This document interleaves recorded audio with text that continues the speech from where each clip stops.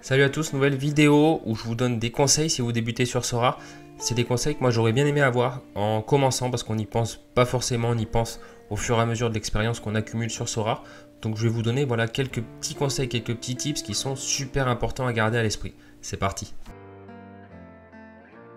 Premier conseil, quand vous prenez un gardien, prenez son remplaçant. Là je vais vous prendre l'exemple tout bête de Sonny Stevens parce que je le suivais, je l'avais vendu juste avant. Moi, je fais de l'achat-revente donc c'était pas forcément par rapport à ça que je l'avais revendu, mais vous pouvez voir que son prix a complètement chuté. Donc je le prends, son prix je le prends juste avant la montée parce que là il y avait eu de l'underdog, c'est pour ça qu'il avait explosé.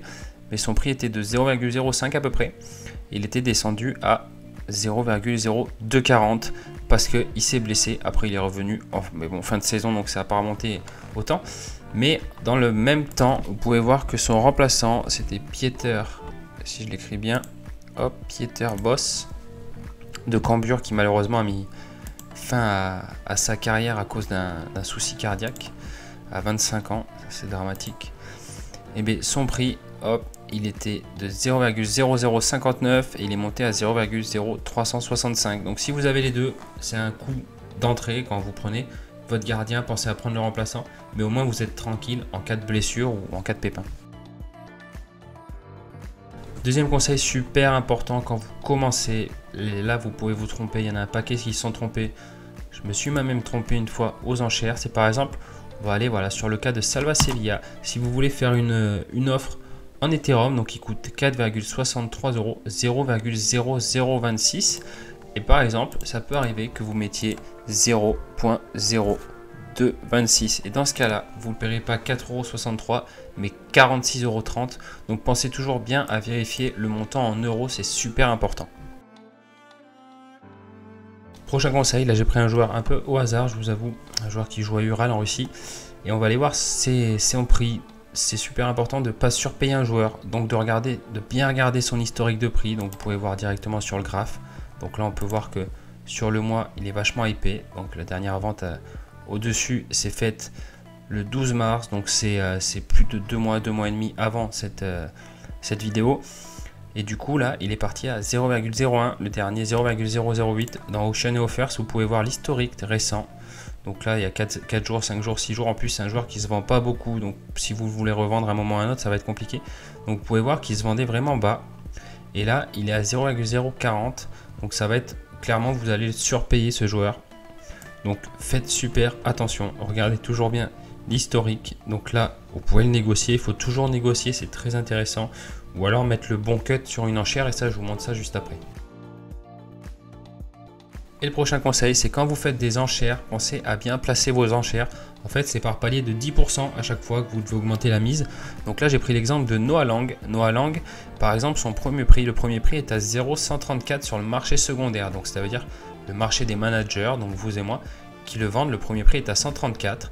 Mais là, il y a une enchère qui se termine dans 2 minutes, qui est à 0,125. Et si on rajoute 10% de plus, donc c'est marqué juste en dessous, ça fera 0,137, donc plus cher que le floor price, le premier prix du marché, et donc pas intéressant du tout. Parce qu'en plus celui-là on peut le négocier. Donc la personne, le manager qui a placé cette enchère, a mis un bon cut, on peut dire ça comme ça, a mis une bonne enchère pour pas que quelqu'un lui revienne dessus. Donc pensez vraiment à ça. Essayez de jouer entre 8, 9%, 7%, ça dépend. Mais faites attention non plus à pas surpayer, à pas venir surenchérir alors qu'il y a une offre qui est vraiment pas chère sur le marché secondaire. Donc voilà, analysez bien avant de faire une enchère pour pas qu'on vous revienne dessus, que ça soit plus intéressant après pour vous de revenir.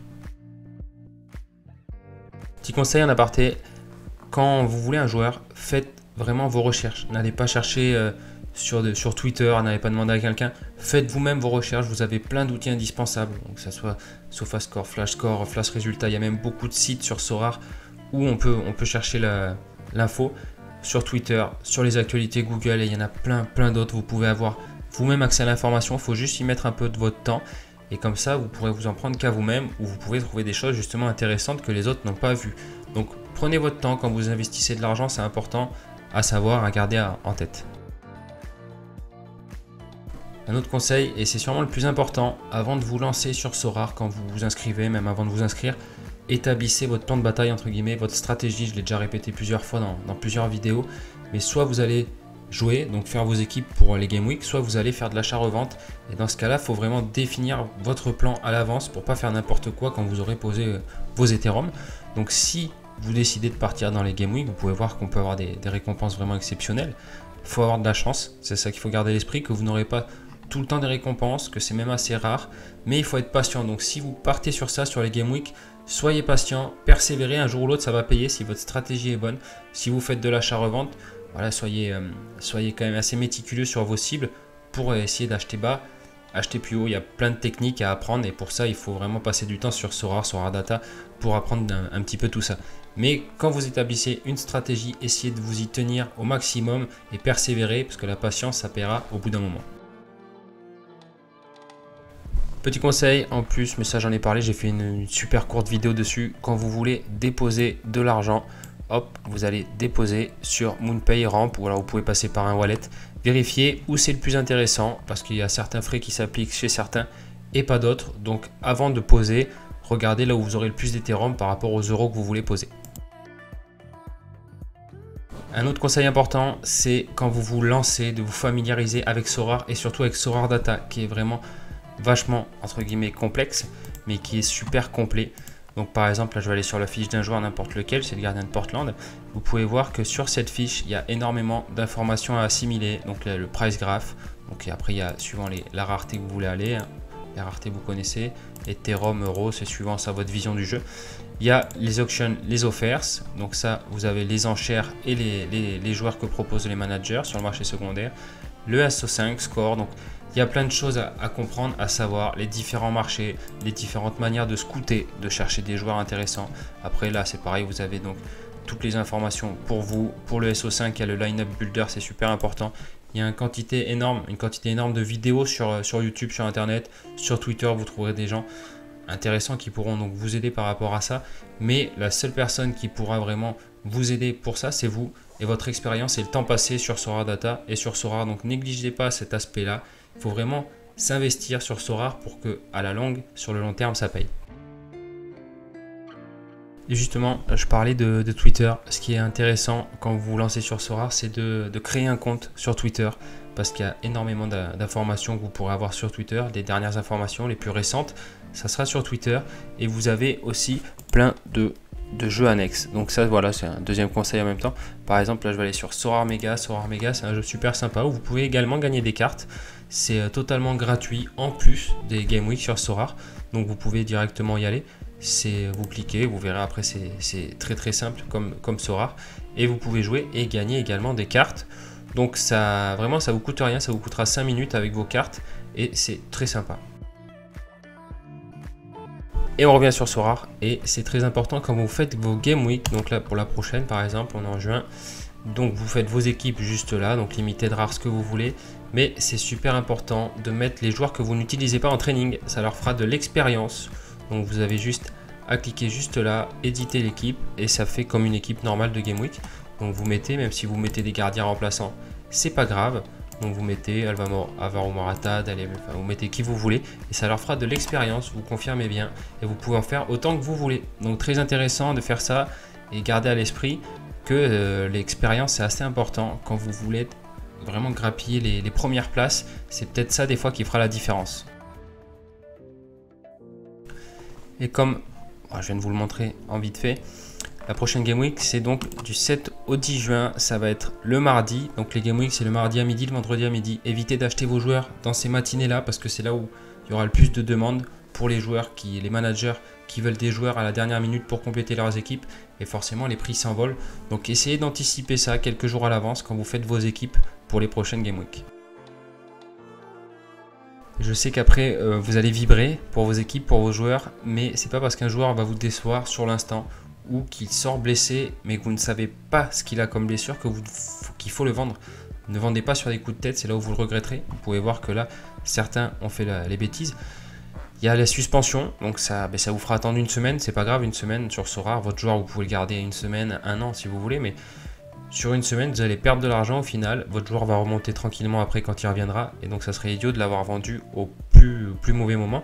Et c'est pareil en blessure. Les blessures, essayez vraiment d'avoir l'information, d'être sûr de savoir ce qu'il a. Ne vendez pas dans le doute parce que des fois, c'est des blessures qui dure juste un match, il y a juste une petite fatigue musculaire ou quelque chose comme ça. Après, quand c'est vraiment grave, que vous le voyez vous quand vous regardez le match, là vous pouvez faire quelque chose. Mais sinon, vraiment faites attention, s'il faut attendre une semaine, 2 semaines, c'est pas bien grave, le prix remontera derrière et sinon vous le regretterez la plupart du temps. Et un autre petit conseil qui peut avoir son importance, c'est quand vous êtes sur le marché des managers, donc là où vous pouvez négocier, envoyer des offres. Donc par exemple, on va aller sur Vaclav Cerny, vous pouvez mettre échange donc et envoyer l'offre que vous voulez juste là, mais n'envoyez pas des offres trop basses par rapport au prix qui est demandé parce que vous pourriez être bloqué par ce manager et vous ne pourriez plus derrière envoyer d'offres.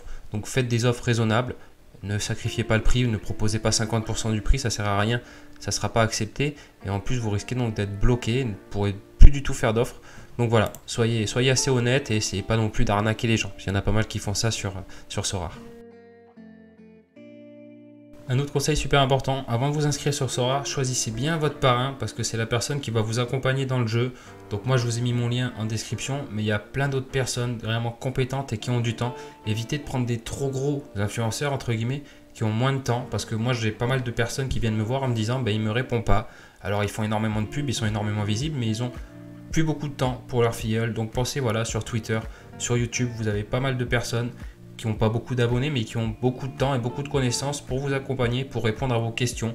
Donc si vous voulez que ce soit moi, comme je vous l'ai dit, je suis en bas. Si vous avez un pote qui est déjà sur Sora, qui s'y connaît, prenez son lien.